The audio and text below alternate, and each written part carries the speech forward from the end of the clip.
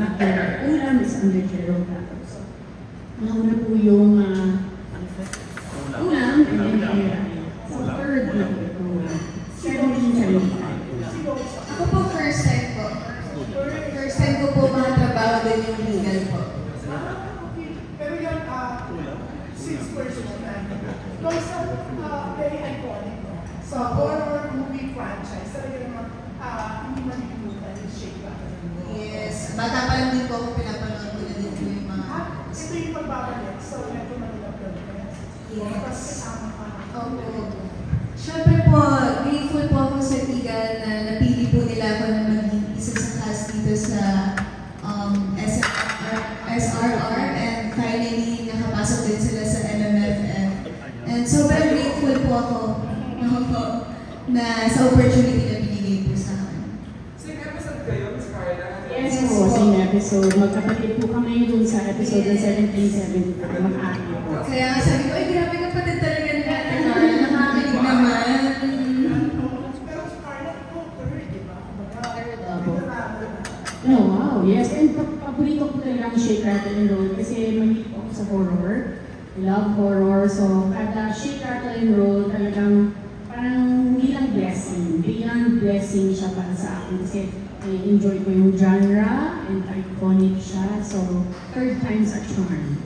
We're happy that you're back doing shows again. Yes, of course naman po. Tuloy-tuloy naman po. Basta naman. Ikaw, Carla, and Loisa, kayo, matatakot din or ini-enjoy niyo yung mga horror movies? Kasi may mga iba, nanonood pa kung kailan magaling na. Ako po, hindi po matatakotin. Hindi din po ako manood ng mga horror films. Kaya excited din po ako nung sinushoot namin na itong Shake, Rattle po talaga.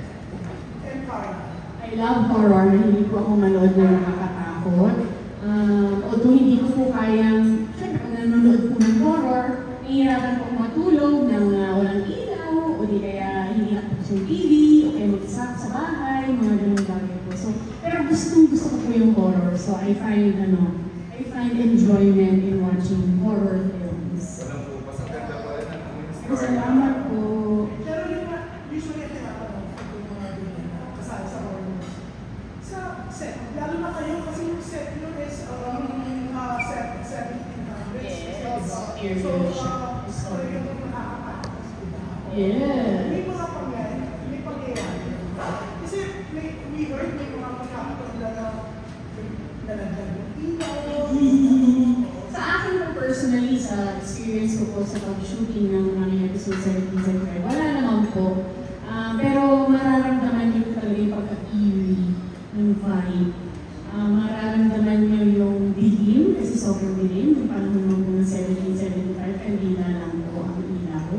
Mararamdaman niyo po yung setting, dahil nga po sa mga historical locations po kami na shooting, including Intramuros. Tapos, yung mga itsura pa po namin. So, hindi na siya basta-basta historical or period, but because area po yung aming setting. So, from the costume to the makeup, the production design, talagang medyo nakakapangilabot na po siya.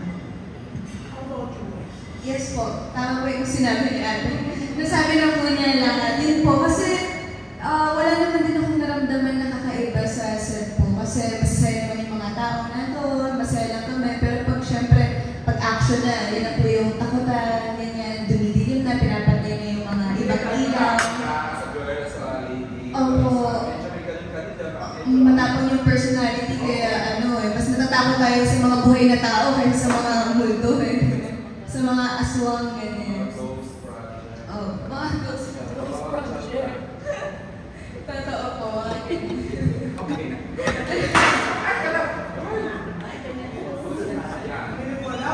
Oo, parang Nakakaramdam siya ng Mother, we love you. Pero yung, Loisa, siyempre, kasi, pangatlo ko the first time you heard that you're doing SRR, Eagle Origins, anong naramdaman mo? Siyempre, nakakatawa.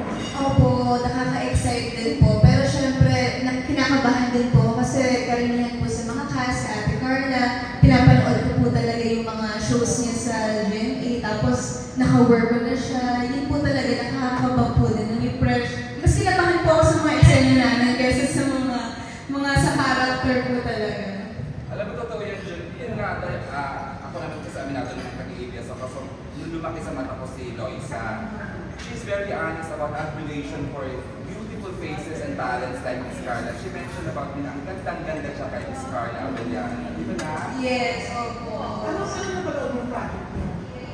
TV So, show. sa Linda po siya, right? Talagang pinaka-favorite ko po Iconic, talaga. right? Yes, opo. Okay. Si Ronnie, pinalo dyan sa... Sa set, mukhang yun po ang mas matatakotin, hindi po talaga yung pupunta sa hindi po. Busy din po siya. Kasi Carla, wala bang dumadala? Wala po. Wala po ko nakita. Naku, ayan tayo eh. Kaya sa Mesegoy ah. Kala ko pa naman may tumalo na medical practitioner or ano. Wala naman. Wala po, wala Kasi po. grabe siya. Kaya... Okay. Pero yung congrats ha. Thank you We're very much. so excited to watch SRR. Sa Christmas, sasama kayo sa Jennifer. Kasi lahat, halos ang cast na on Christmas Day, sasama sa paglilibot sa mga sinima. Wala po sila na-advise po sa amin. Pero Oo nga, na-inform hintayin sila. po namin yung ano po. So, maglalapit na kami ng schedule Yes. for December. Exciting. Thank Siyempre naman si Miss Carla and Miss Loisa ng all-out pagmamahal and support sa Riquelme. Okay. In fact, they said yes to this right away. Nagbigay agad ng schedule ang management nila. Si Carla talaga naman, sorry kasi si Loisa hindi ko siya. Si Carla kasi ever since nag-start ko pala. Ramdam ko naman yung excitement niya nakita ka today. Actually, ko siya muna nakilala. Story conference with yung talas Imperial Palace. Di ba ang maganda ng mga kwento? Isang project na hindi natuloy. Horror movie na.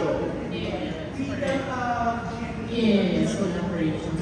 Sayang. Pero at least, nakakatong horror. Tuloy-tuloy lang po. Thank you. Thank you, Julie. Ayan. We are na, I will entertain questions now. I understand si Chad ng Manila Fate. Ready ka na for your questions? Or si Mr. Nicky Wang mo ng standard? Nikki. Ayan, Nicky. Ano kayo ready to ng Manila Standard? First of all, congratulations sa film. Congratulations sa film nyo. Most actors, whenever they do horror film, ang isa sa challenge nun yung takutin mo yung audience without you seeing anything. When you are shooting SRR, Evil Origins, ano yung mga major challenges nyo sa pag-portray ng character nyo whenever you're faced with siguro green screen lang or nothing in front of your face, pero you have to channel the fear. How do you deal with it? Thankfully, we had so much instruments around us, so much elements that we could pick up on. Tapos dun po kami kumukuha ng inspiration. Kasi ultimo yung mga kandila, candelabra, lamesa, kahoy lang na simpleng higaan, yung mga outfit po namin, yun palang nakakatakot na. So hindi po kailangan gamitan ng pagsigaw o malaking galaw o hindi na po sound effect para panggulat. Kasi very, like I said earlier, very eerie na talaga yung vibe. So, isa sa mga challenges yung speaking in Latin, na napakahirap po nun. In fact, mas ano sila nun mas Spanish and Latin than Tagalog po talaga. So, nahirapan kami doon. At kung nananakot po, talagang everything, collective na po. Yung mga elements na gano'n. Production, design, costume, makeup, nakakatakot na po talaga. Hindi pinakaka-stars na computer ni Miss Carla. Para siyang sariling ring light, no? Kahit Parang bilang sa spotlight. Ayos ka po din. Salamat Sana po. all, di ba? Go ahead, Nick. Liza, okay. Sa helping po syempre ni Direk, tinutulungan niya kami kung ano na yung pinanggagaling niya ng story, saan napapunta, ano na yung mga na-experience na character. And ako mas yung kailangan tumalon-talon para yung adrenaline mo rin habang nag-shoot, tumataas din yung kaba mo, mas ramdam mo talaga, ganyan. And yun nga po, mas tahimik, mas madilim yung set namin, kaya mas nakakatakot siya. Now, marami nilabas na Shake, Rattle, and Roll 14 ba? 15? But what makes Evil Origins interesting enough for the audience to revisit Shake, Rattle, and Roll this Christmas? So parang top of mind, parang tatlo po yung mapo-point out ko. Ngayon na lang apat, may isa akong bago. Unang-una, nababalik ang Chicago and Roll, so that makes it interesting. Hinihintay ko talaga ng mga moviegoers, ng mga fans. Yung Chicago and Roll, abang-abang siya na nababalik ko siya. Pangalawa, ito na po yata yung biggest cast. Sa isang pelikula, more than 30 po kami dito in 3 episodes. So, ang dami pong mga artists na kasama po talaga. Pangatlo, ito po yung kaunang-unang shape na connected po yung tatlong episodes. Hindi lang sila basta connected, pero sakto pa, chronological. First episode is dealing with the past. Second episode is present to 2045. Third episode is future naman po to 2050. So first time, maraming firsts. So maraming reasons na bakit ano po siya. Mas interesting, abang-abang kung bakit naiiba po siya. Actually, may mga hindi cross, di ba? Hindi sila mabibitan ng pinanood nila. Kasi usually po, di ba, yung first episode, wala nang connect sa second. Ito, mas may intindihan po talaga yung buong story, episode 1 to 3 po. Thank you very much and good luck for your Nice thinking. Lois, yung character mo hindi kailangan ng skill ng kapartner.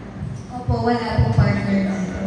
I don't want you to overshare it, so talagang medyo Mas story po na about mag-sister po talaga. Ito yung father, di ba? Opo. Yes, kaya parent ko talaga siya, so lahat ko kami Yung fact sa akin sa trailer, parang top 5 shots. At saka yun yung komplikado rin ng mga damit po namin kasi namubusot, kailangan laging plansyahin. Mabigat ka pa, mainit. Opo. Do you remember we're supposed to bring you sa set? Kaya lang bumagyo. Kaya lang na-dismantle agad kasi limited time tayo. Sana pala napuntahan natin yung may chef doon eh. Binabagyan po kami doon. Yes. Oh. Thanks, Miss Carla. Thanks, Lloyd. I understand si Chad Solis ng Manila Fame may questions na. Okay. Since na-mention nyo parang binabagyo or may mga ibang, ano yung for you, mga unforgettable experience nyo while filming? And yung character nyo dito parang madre ba? Tama? Yes, madre po. Si role I play po, Madre Clara, ilang taon na po siya nasa Beaterio. Yung role po ni Loisa na si Flor, bagong pasok po sila sa Beaterio. So parang interns, parang mga ganun po, implement po sila. UJP, parang ganun po sila. So lahat po kami dito, yung ganun po, talagang mga madre po kami dito. So isa sa mga challenges or unforgettable, ako yung bukod sa pagsalita ng Latin, napakahirap po talaga na hindi lang isang linggo, hindi lang po isang buwan ko hindi mag-memorize. First time ko ma-experience maligo sa portalet. Kasi kailangan po maligo dahil ang dami pong blood effect, pawis, mga ganyan, makeup, prosthetic. So first time ko pong naranasan yung inconvenience yet very funny experience kasi para lang, of course, makamove on sa next na eksena magawa po ng maayos. Yes, ako naman din, ang pinaka-challenging po talaga yung Latin na prayer na eksena po namin ni Ate. Kasi medyo heavy talaga po yung scene, tapos inaan mo pa yung Latin na prayer. Yun po talaga na hindi ka bakit, ganyan. Yun po. In real life ba, nagkaroon ng time na naisip nyo maging madre? Ako naging dream ko po magsuot lang ng madre na magka-roll, pero nung ginagawa ko, tapos sabi ko, init pala, ang daming patong talaga. Ako parang hindi naman po, hindi siya pumasok sa isip. Pero parang may isang Halloween ko na nag-iis po ako ng madre. Ganda mo. Magiging ate, sobrang ganda. Na-horror pa rin yung dugo, mga ganyan. Last question. Sa dami ng shake, rattle, and roll ng mga hit na mga movies, ano yung kinatakutan ninyo na episode? Ako po yung dating yung undin po. Ay, Yung Miss J. Classic kasi. Classic po. Tsaka mas yung matatakotin talaga tayo ng mga ganong panahon kasi wala pa masyado gumagawa ng mga horror po eh. Of course. Horror movies, bigger energy. Yes. Oo, sige po. Iconic po yun. Thank you. Thank you, Chad. We are now ready for his set of questions. The entertainment editor ng Manila Bulletin to Bobby Ricantina. Hello. Magandang Hello. Question number 1. Naniniwala